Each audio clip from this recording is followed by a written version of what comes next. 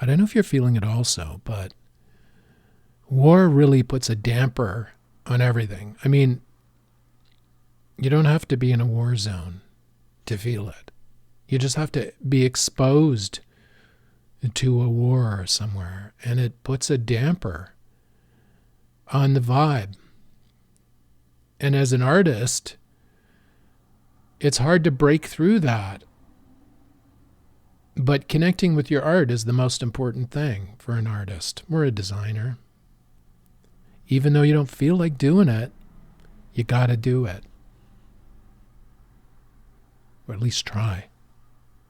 This is a show about jewelry, why we wear it, why it matters, how it's made, and what it means. I'm Alex D, and I turn cannabis into gold. I make mind-blowing jewelry in gold, silver, and platinum from cannabis plants here in Canada for stage, screen, for people who want to rock crazy jewelry. I'm the Cannabis Goldsmith.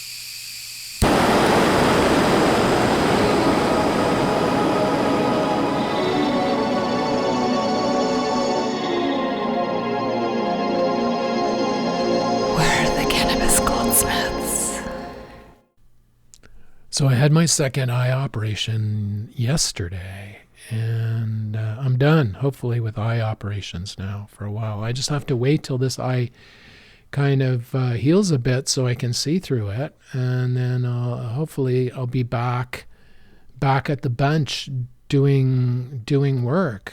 I can't really do anything until the eyes settle down, so I'm a bit flustered about that, but I think the op yesterday went well. The eye surgeon said it did, and he did a good job on the other one. So I'm hopeful. So I see him later today, and he'll hopefully give me the verdict on how it went. I'm still putting enormous amounts of eye drops in my eyes, and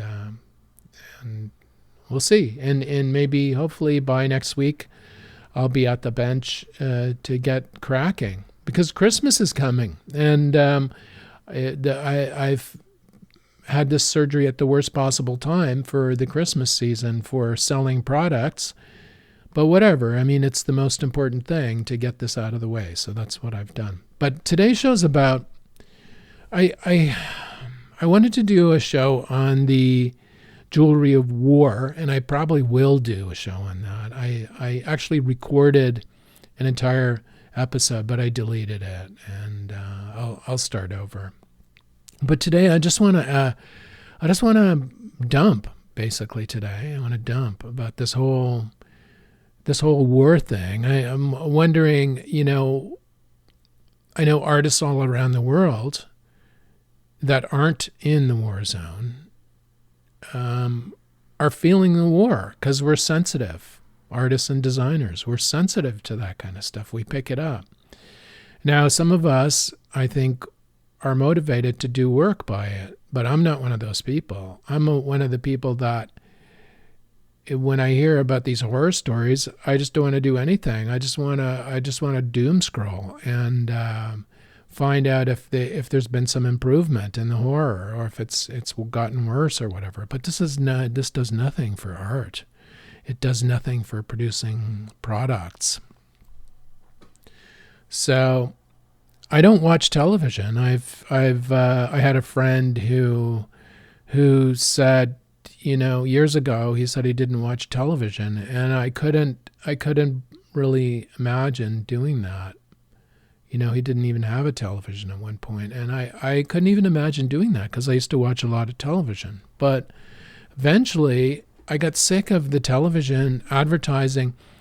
The cable company that I had to pay money to each month, like 30% of the ads on the TV were ads for this cable company. And I was thinking, why the fuck am I paying ads for the cable company to show me more ads for the cable company? So I just said, fuck that. I'm not going to watch television. And you know what? I didn't miss it. Now, I still digitally watched stuff that I like to watch, but I'm not watching television constantly. And I know if there was a television here, I would be glued to the news. watching videos on cycle over and over and over. And that is definitely not good for anybody. It's good for the news companies because they're monetizing that, but it's not good for you or I as artists to be exposed to that much brain fucking news constantly. So I don't have TV, so I suppose that's an option. I also don't listen to radio either. I don't listen to radio, except when I'm in a car and somebody has it on. That's the only time I would ever listen to it, I think. But there's the internet, and I'm really well connected to that. So I'm getting my horror through the internet, as you probably are too, or through your phone or whatever. But it's really hard to disconnect from this. I try, but I just keep wanting to check to see if anything has changed. And you know what? Nothing has really changed. It's gotten worse, if anything. So how does that impact art, And there seems to be a lot of amazing art that comes out after conflicts.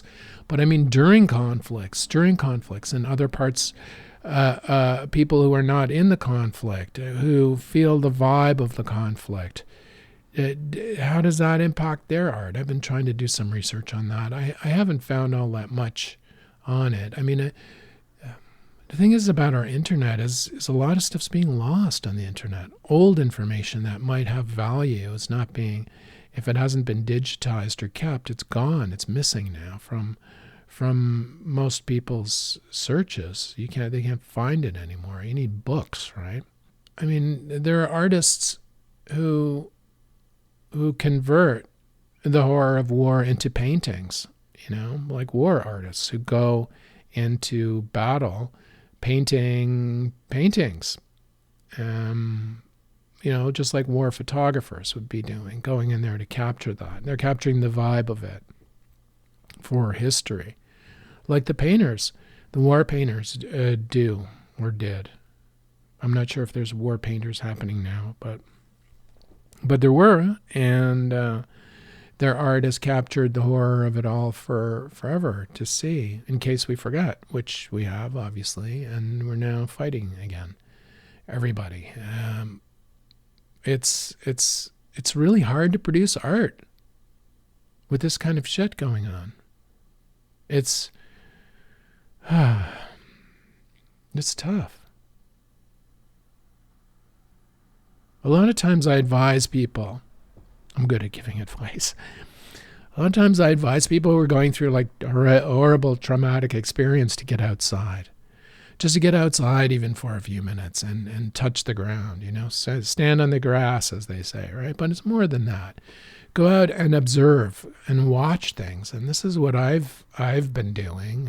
And I go out and I'll watch trees or squirrels or the river flow by or whatever. I find by connecting to nature, it helps me deal with the horrors of the world. And this has always been the case for me.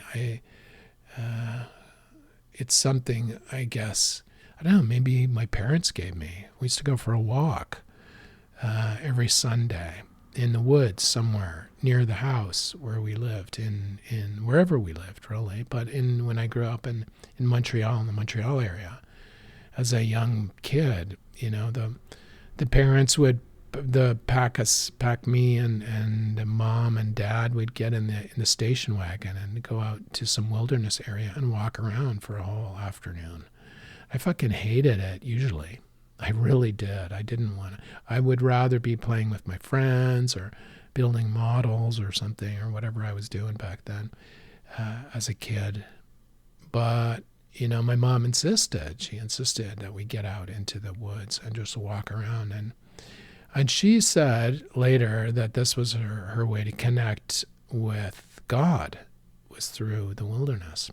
And this is just urban wilderness. This is like a park, basically, close to a city. So I guess this is where I get my connectivity to nature from my mom, who insisted we do this every Sunday. But now I live in a place in Ontario where there is some wilderness here, right? Even on my property. So I can look at it, and I find that calms me down and settles me down and allows me to do the work and think about the ideas that I need to think about. I know my design it's not stuck, but I'm not producing the amount of drawings and stuff in my book. I have like books. I have notebooks that I'm continuously drawing in. I keep them with me wherever I go. If I go to a restaurant, I'm whip it out on the table and I'm drawing while I'm waiting for the order to come, the eggs to come from the diner.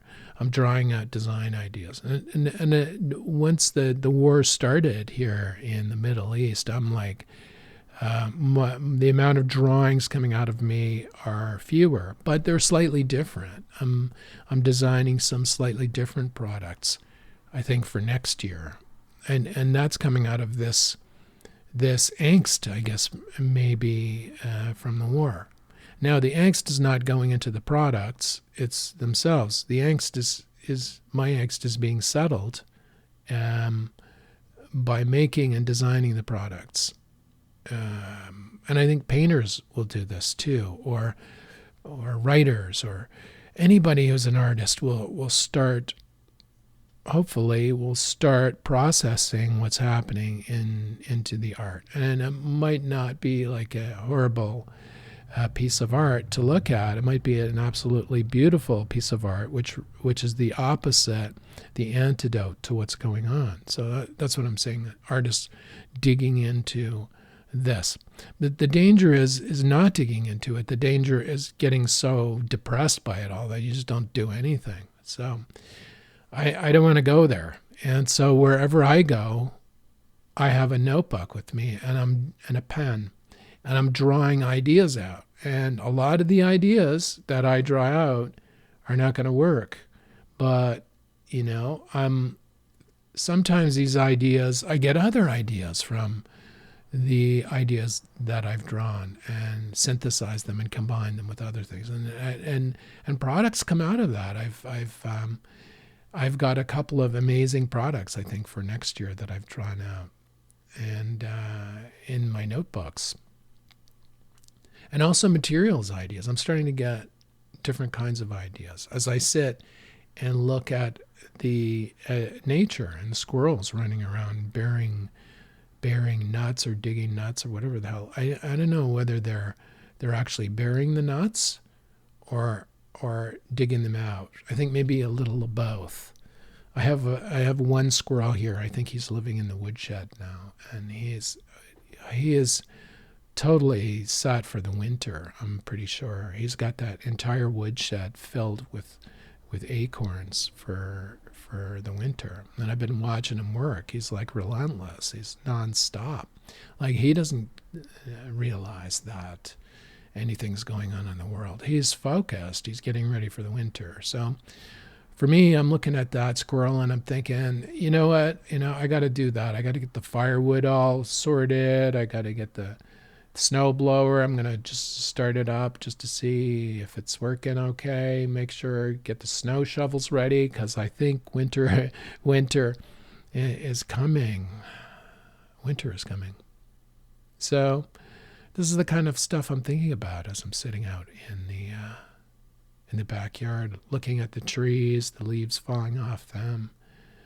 And the ideas will come. And if you have a notebook there with you, you can start drawing. But it's important to capture them because they're fleeting. A lot of these ideas that you get for products or jewelry designs or art pieces or pottery or whatever, it's fleeting. I mean, you got to capture it. And a lot of times I hear people say, oh, you can put it on your phone or whatever, but it's not the same. I don't find it the same as actually drawing it out. I mean, people have digital tablets. There's a product that, you can draw it out on your phone, like a phone type thing, right? A tablet. I don't think that's the same. I think there needs to be some sort of physical thing, like pen and ink or pencil and paper, clay, in order to realize these objects, because digital stuff is just so fleeting. I don't think half of it's real anyway.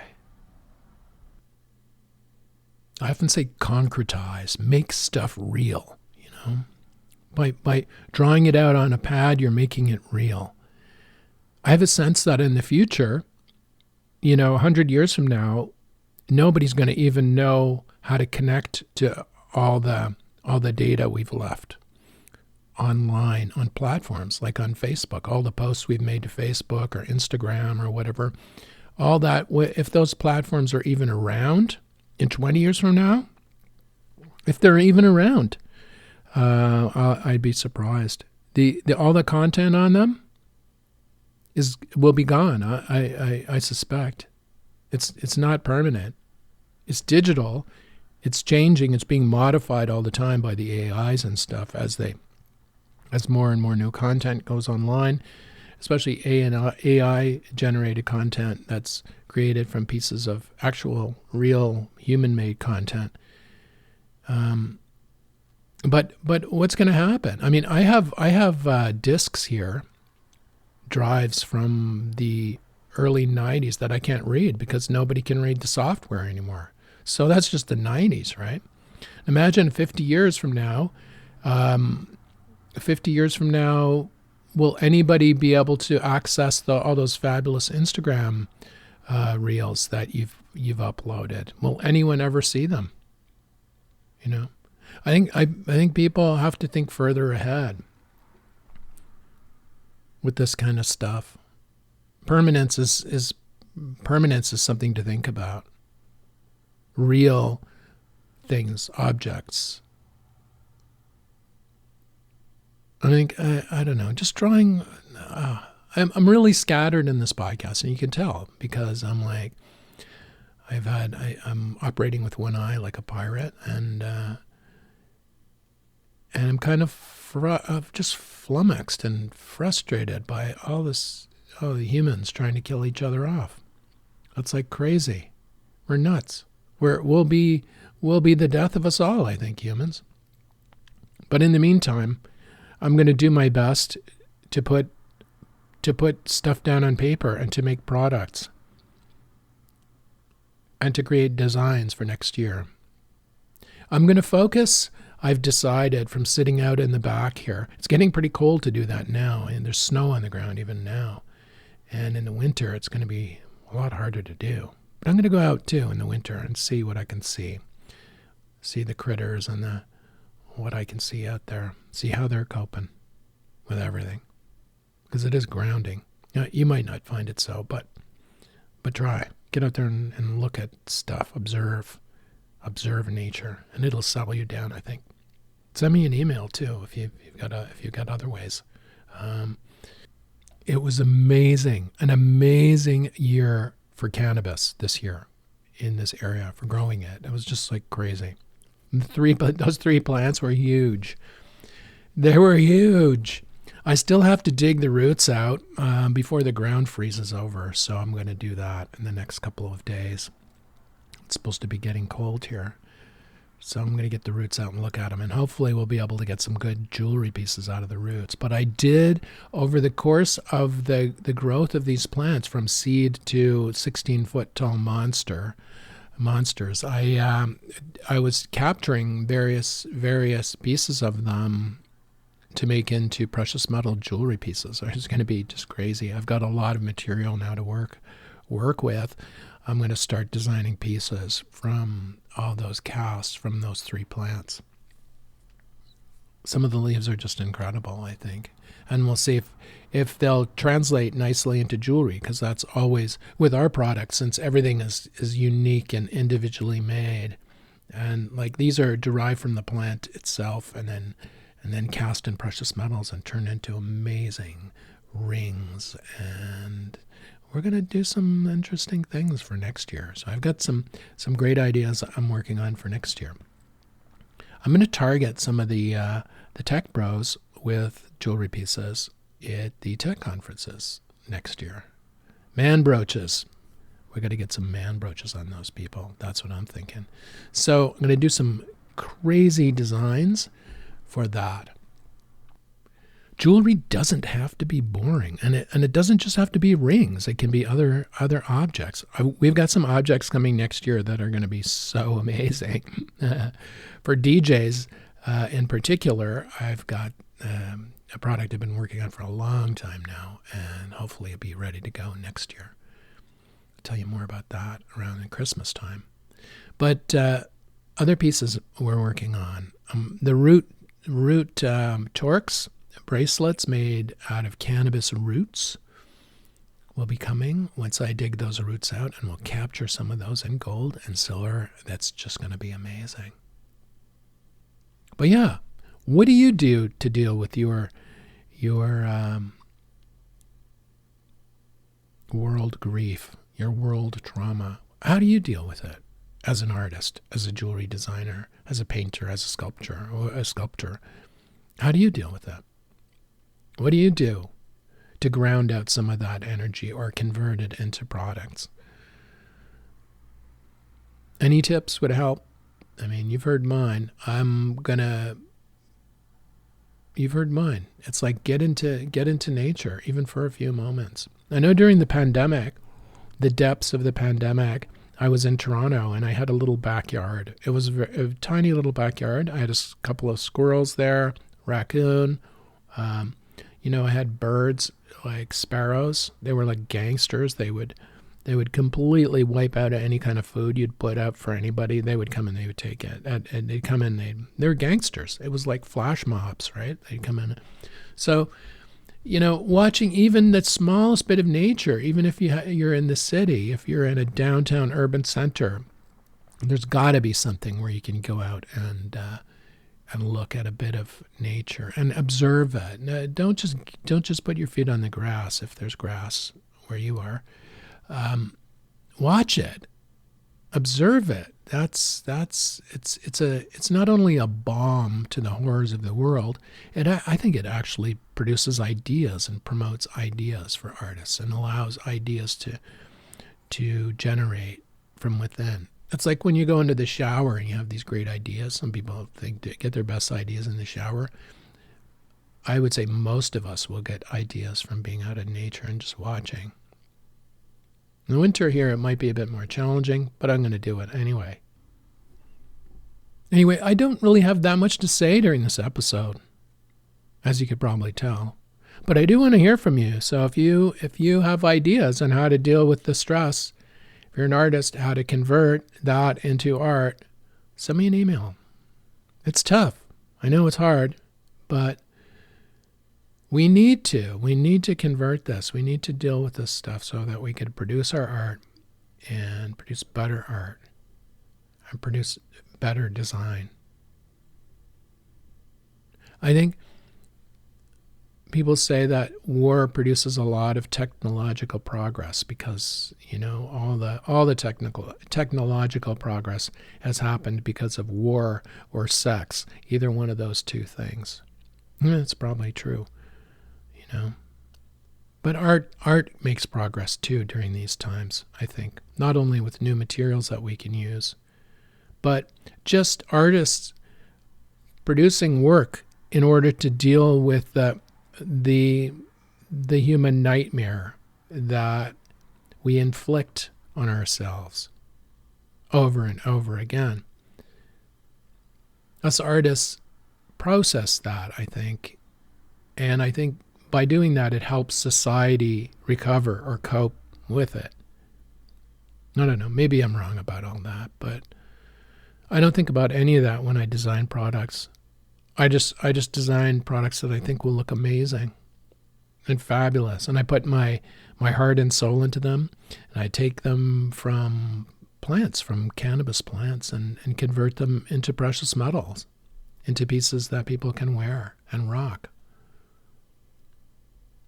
Like that gives me a kind of connectivity to the earth, to nature. And it gives my clients the ability to wear products of the products they love,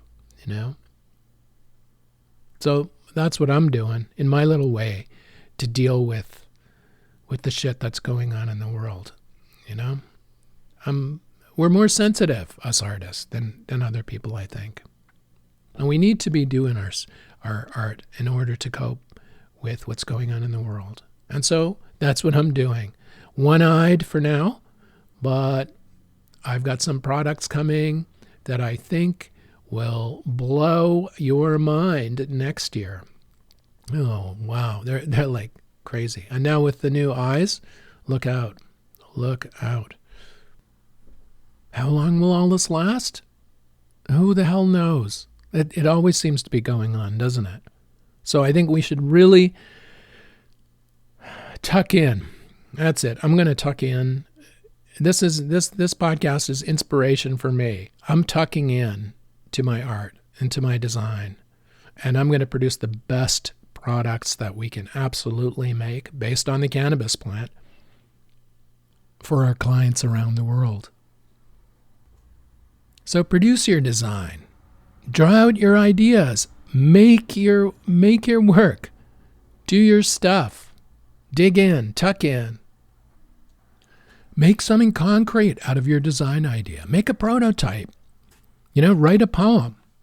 Draw something on paper.